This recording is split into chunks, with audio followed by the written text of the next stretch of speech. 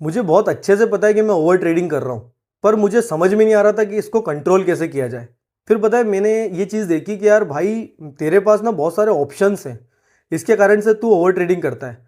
अब मैं पता है क्या गलती करता था कि मेरा इंडेक्स में फिक्स है कि इंडेक्स में निफ्टी, बैंक निफ्टी, सेंसेक्स इसमें ट्रेड करूंगा।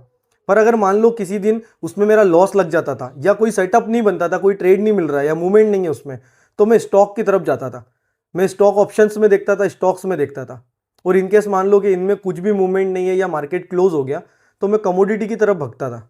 मैं crude oil, natural gas, gold, silver, इनमें ट्रेड देखता था। और इस वजह से मेरी जो ट्रेड की क्वांटिटी थी ना, वो बहुत ज़्यादा थी।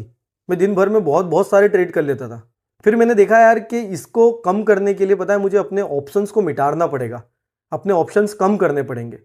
फिर मैंने डिसाइड करा कि भाई मैं सिर्फ इंडेक्स में काम करूंगा, और मैं इंडेक्स में भी सिर्फ निफ्टी और सेंसेक्स में काम करूंगा।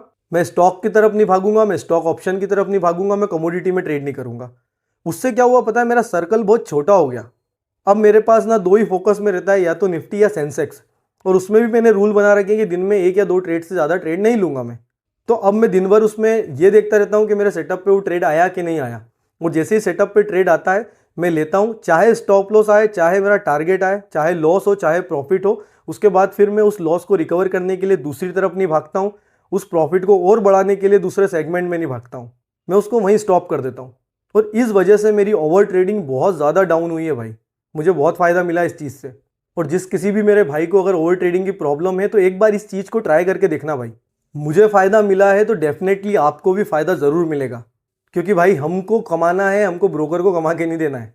और कौन कौन मेरे भाई ट्रेडर दोस्त को इस चीज़ की प्रॉब्लम है, कमेंट करके बताओ।